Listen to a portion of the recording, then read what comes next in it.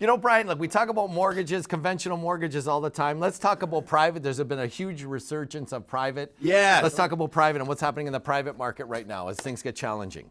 Yeah, I want to bring this to your attention too, because there's always two sides to the story when it comes down to private mortgages. There's the borrower, right? Your client, or maybe some of you that have borrowed private mortgages in the past. And then you have the investor. I know a lot of your agents here invest in private mortgages as well too, right? So what we're seeing right now is more so than ever, private mortgages are being renewed. Okay, it's because the exit strategy on a private mortgage is no longer feasible.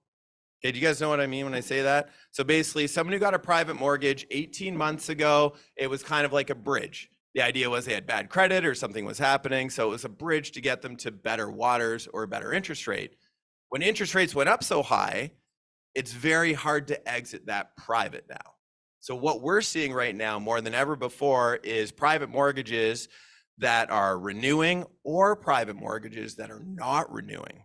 So what that means is for a lot of investors and for your clients out there, that's why it's really important to know the difference between a mortgage investment corporation, a MIC, or a mom, dad investor, right? Because a lot of you invest in mortgages and things Or a guy like that. named Guido, a guy named Guido. Yeah, he's there too, right? Yeah, in a dark alley, lends money in a dark alley. Yeah, so don't go to Guido, okay?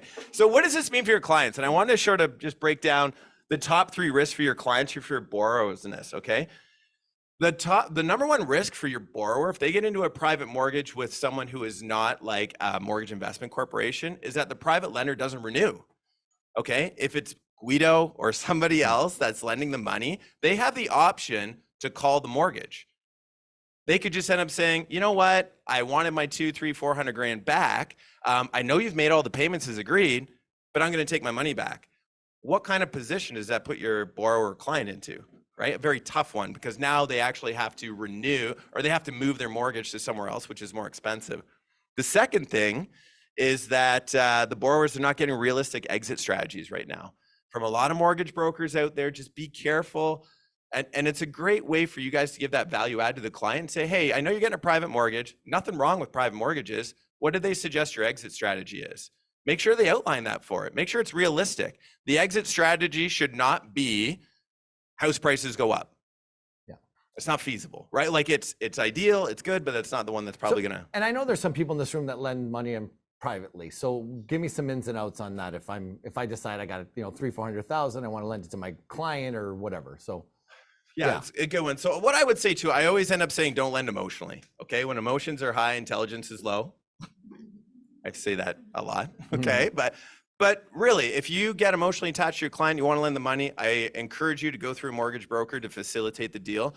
Don't do it because like you're lending for the wrong reasons. 300-400 grand is a lot of money. It's hard-earned savings.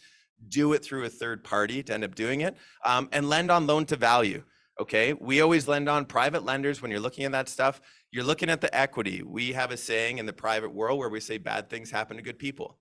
Okay, you could be like, this person's great, they're a teacher, perfect credit, everything's amazing. But if that person gets hit by a bus, all you have left is your security. So if you are going to lend money, make sure you're doing your due diligence and you're looking at the security. I would say in addition to that too, make sure you have disclosures for 2 days. If you guys are going to lend your money, you are legally supposed to have 2 days to look over it.